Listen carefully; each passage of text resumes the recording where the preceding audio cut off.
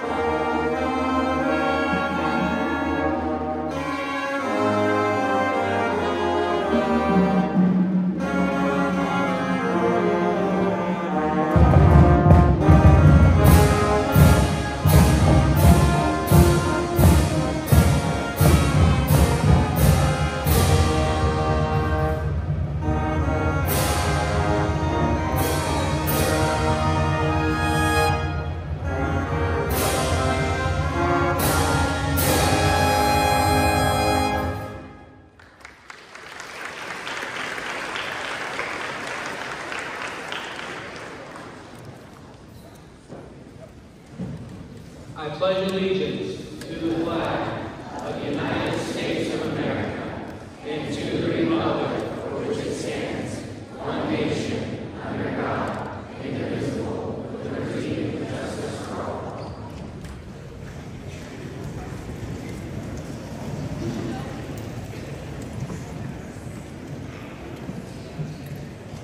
Welcome to our Veterans Day ceremony, and thank you for attending.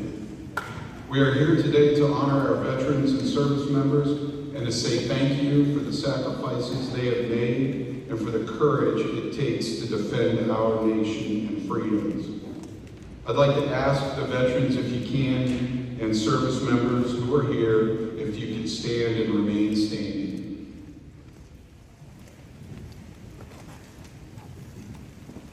Thank you for answering the call of duty. You have made our armed forces the most respected in the world. Please join me in a round of applause.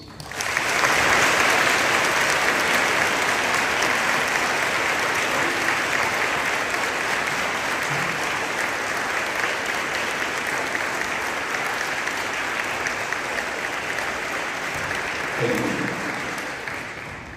Now I'd like to ask any family member of a veteran or of a service member to stand and remain standing. That can be students, and that can be teachers, that can be all of them. We know you have lived through the difficult times and often taken the heavy load to keep the home fires burning. Thank you for what you've done. Please join me in another round of applause.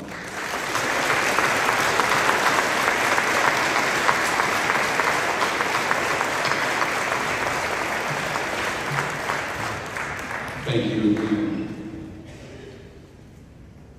At this time, we will continue with our program as Miss Rachel Kelly's 6th grade choir will perform God Bless America.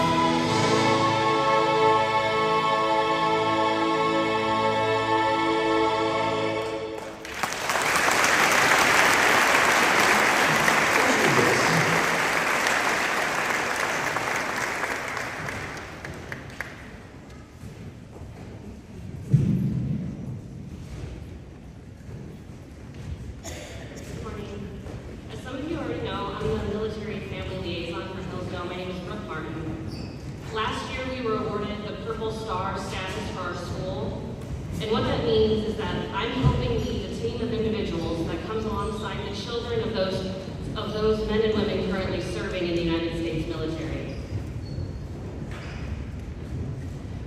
I'm going to ask those students to stand. I know we have some moving, but if you're currently a Purple Star student, will you stand?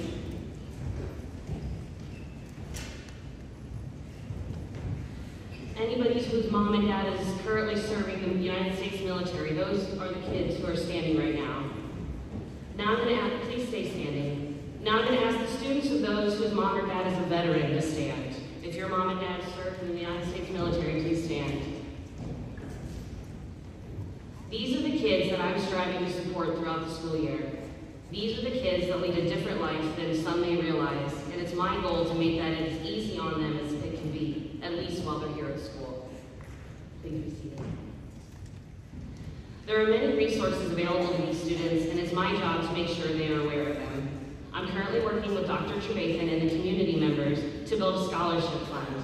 If you're interested in any information concerning Purple Star and what that means for Hillsdale, I'll be out there during breakfast and I can help explain that a little bit better.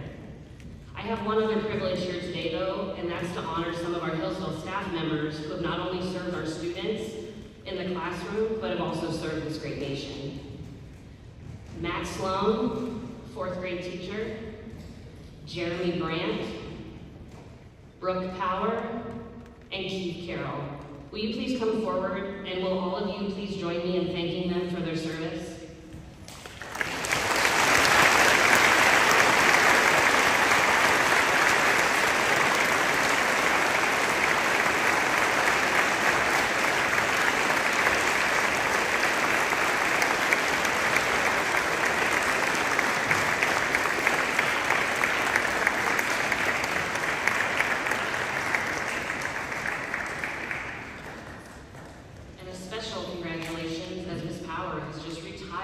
From the United States military.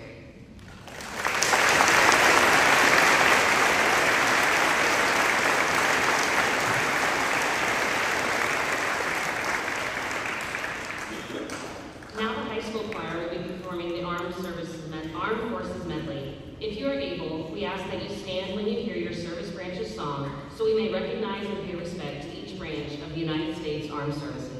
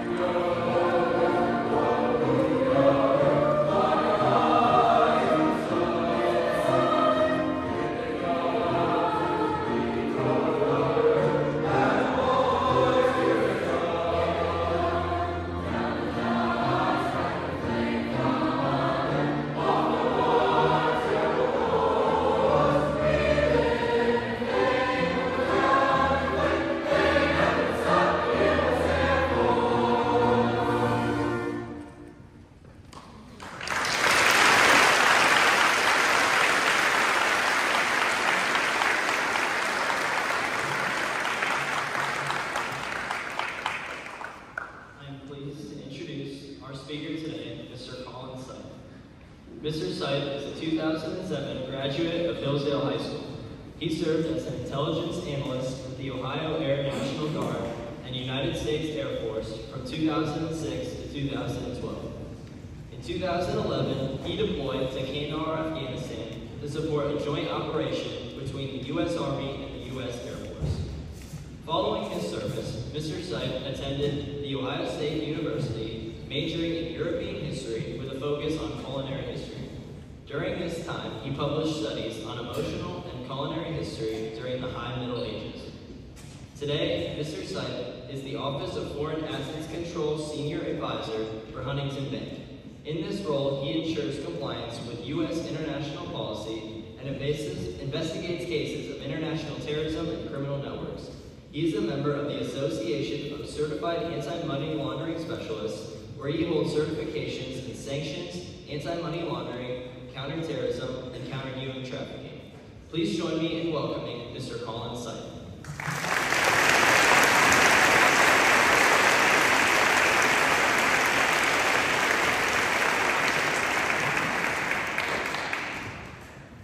So this is a little overwhelming. It's been the first time since I've seen the new school, and I am extremely grateful to be home. So good morning, Hillsdale. Thank you all for granting me the distinct honor of speaking to you at my alma mater for this incredibly important holiday. As you heard, I am a proud graduate of Hillsdale from the class of 2007, which at this point makes me realize how old I actually am now, and it makes me a little sad inside.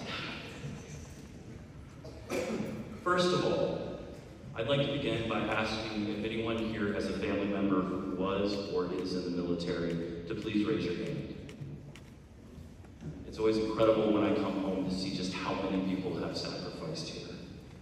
If your hand is raised, thank you. I and our fellow Americans appreciate your members' service, but also recognize how much sacrifice there is in being part of a military family.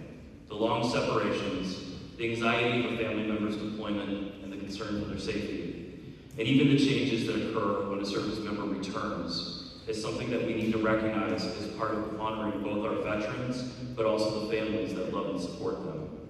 So thank you all. And I want to specifically call out my own mother, who had both a husband and a son that served in the military and supported us through multiple deployments. I'd like to first begin by explaining a little bit about my own background and why I'm here. My experience with the military first started when I was just a little kid. My dad was, for the entirety of my childhood and early adulthood, a member of the military. He served full-time as an officer with the Ohio Air National Guard in Mansfield, and I have many, many memories about large, giant cargo planes, of hearing him leave extremely early in the morning, and of many goodbyes and happy reunions as he served our country all over the globe. My father and both of my grandfathers, who were also veterans, taught me incredibly important life lessons on how to be a better person, a caring neighbor, and a dutiful citizen. They taught me the importance of service and of love for my country. So when I was 16 and a half, I felt the call to step up and volunteer my service to my community, my family, and my country. I cannot explain how difficult of a choice that is, even as a teenager where the idea of mortality isn't exactly set in. Here I was, in between my junior and senior year, when most kids are they're being kids. They're worried about football or band practice, who's going to homecoming or prom with them, whether they'll have enough cash from their summer job for casts and dates, and they're just being general teenagers. And yet, here I was, taking in an early enlistment and signing the dotted line that meant not only my freedom, potentially my life, as I had enlisted in 2006 during the height of the Afghan and Iraq wars.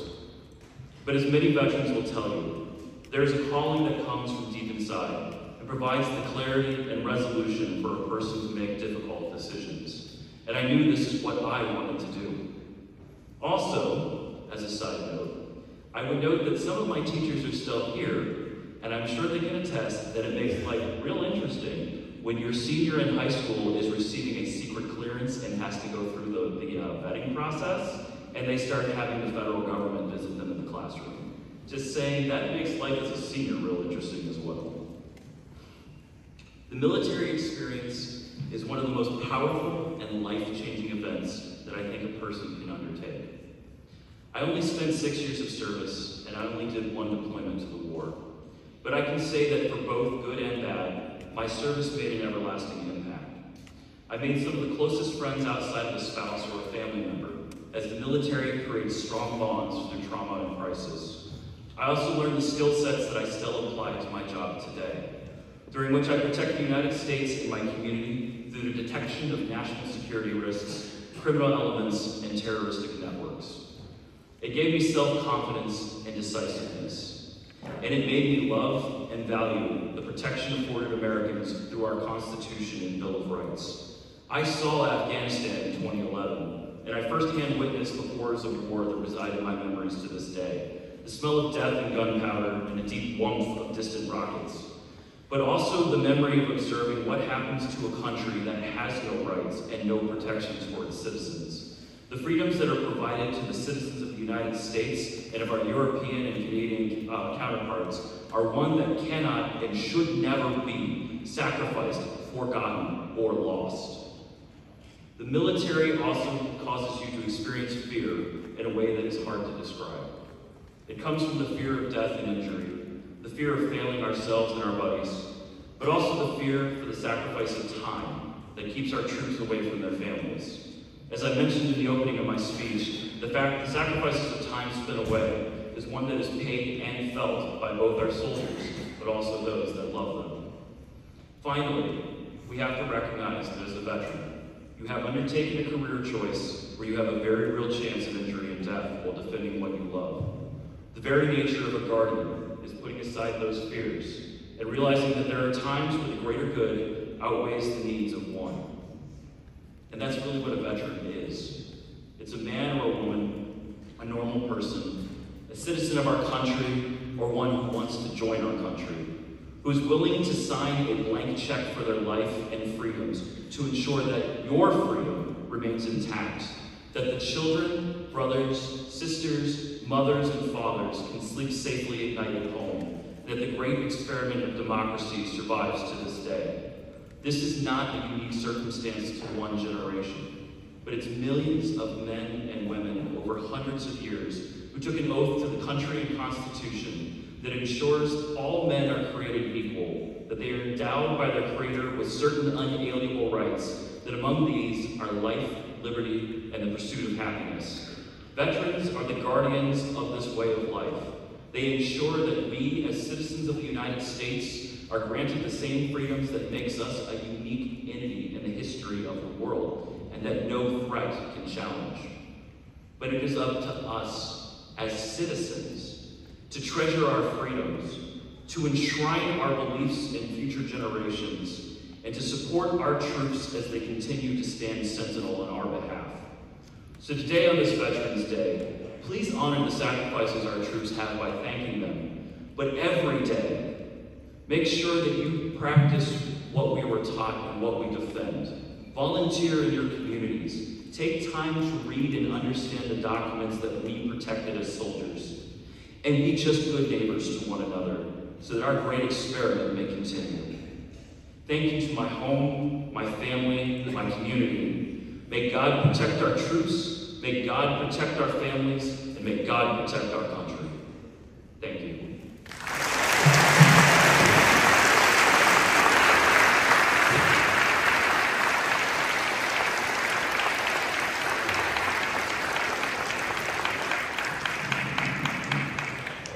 Thank you, Mr. Sight. We express our sincere gratitude to you for generously sharing your time and invaluable insights with us today. Your selfless service to our nation is an inspiration to us all. It is a privilege to live in a country where brave men and women willingly risk their lives to defend our freedoms. I would like to share a poem First Lady Eleanor Roosevelt carried with her throughout World War II and kept in her wallet until she passed. This poem is a continual reminder to reflect on our lives and consider whether we live a life worthy of such sacrifice. Dear Lord, lest I continue my complacent way, help me to remember that somewhere out there, a man died for me today. As long as there be war, I then must ask and answer, am I worth dying for?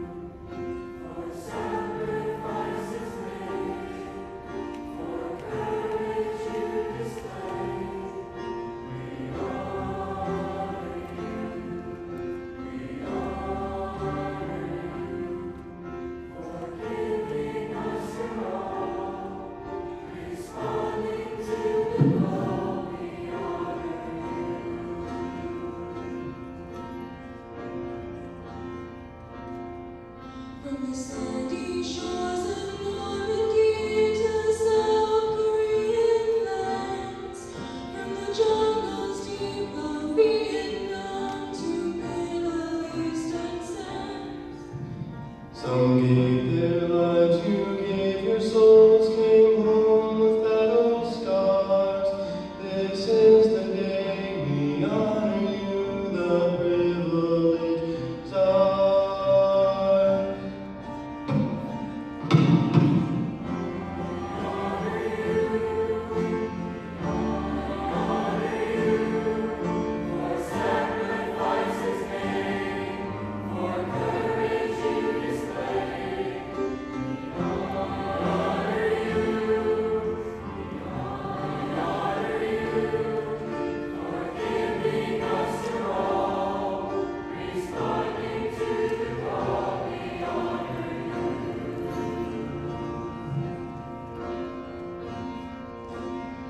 To some it's just a holiday, to you it's so much more.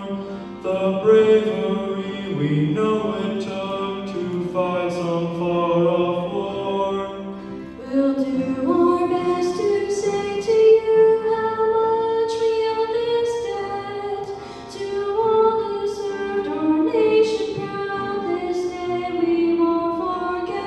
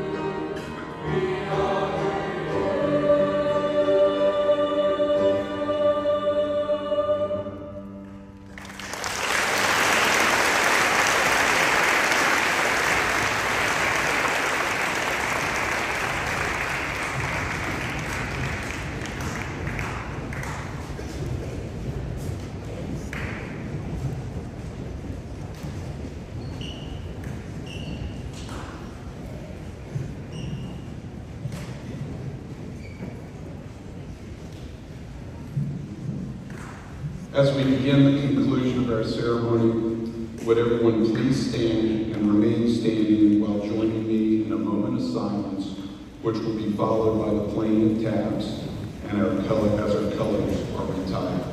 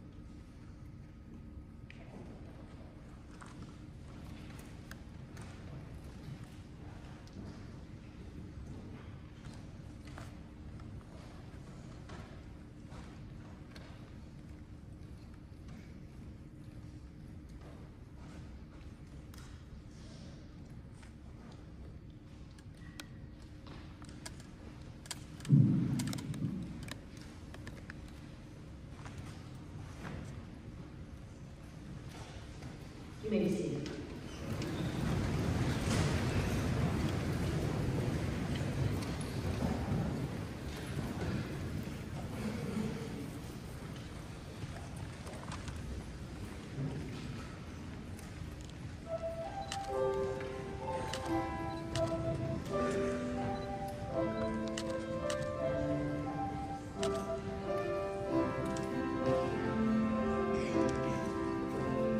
When I lay my head down every night and go to sleep in peace, I can stay there knowing all is well while you're standing on your feet. Giving much protecting shore to shore in the air and oceans too, defending freedom at all costs for the red, the white, and blue.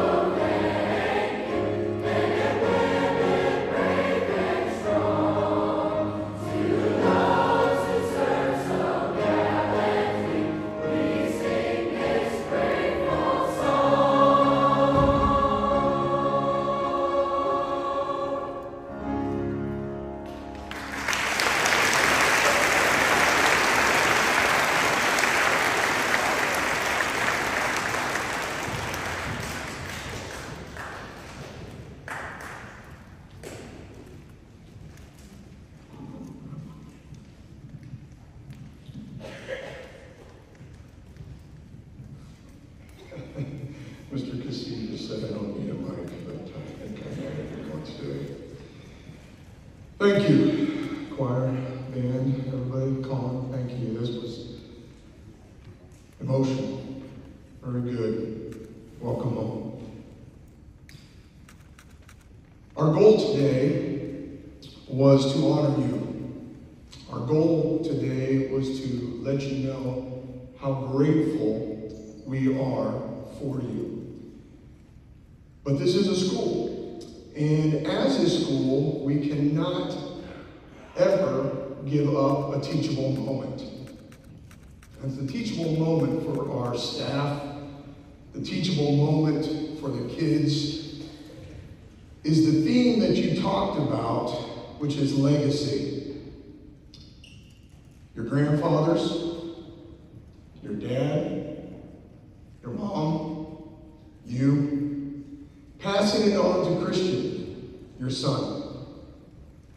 Legacy. So grateful for that legacy in your family. Grateful for the legacy, not just the service of you men and women in front of us. It's the legacy that keeps us coming back time and time. You mentioned in your speech the power of that it's our responsibility. You mentioned that the veterans are the guardians of that legacy. And I took that as an oath, right? You took that as an oath, as a promise. And so I thank you for that legacy that you passed forward. It's a little unconventional, but I would like you to come to the podium for a second. And I would like your mom and dad to join us. You didn't know, Len, that I was going to do this, but get up here. But you refused to be a speaker. Len was a speaker, part of that legacy. He was a Veterans Day speaker a long time ago. And I tried to get him every once in a while. Come stand beside your beautiful son here. And he refuses every time. And every time he says, "Ben, you got to have my son come. He'll do a great job." And certainly he did.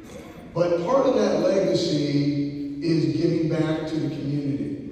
And so we had a small token, Len, of some of the things. I'll let you unfurl this. Just a small token of our appreciation. Len has been a sub in our building for over 10 years, and we had the kids sign it just as a thank you. And as he is remodeling his barn, he can put it out there and or your house or above your bed. I don't care where you put it. Your wife may have an opinion on that. So please give it up for this family. Please.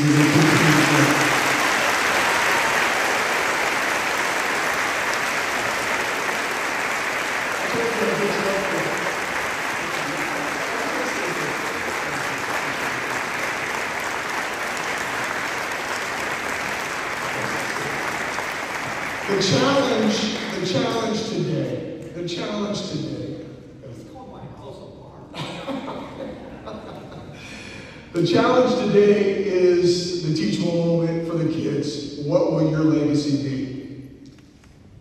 To walk out of here and not to put yourself in these men and women's shoes would be a travesty. How do you want 20, 30, 40 years from now to be remembered? What role will you be placing in this great country's history? What will your legacy be? We're going to ask that our veterans, our guests, remain seated, and we're going to dismiss 5th grade. You guys are going to go out that set of doors. High school, you're going to go out those set of doors, and if you would just do so and then follow through, and then we'll get you guys squared away when all the ruckus is all gone. We can talk, okay? You are dismissed. Thank you.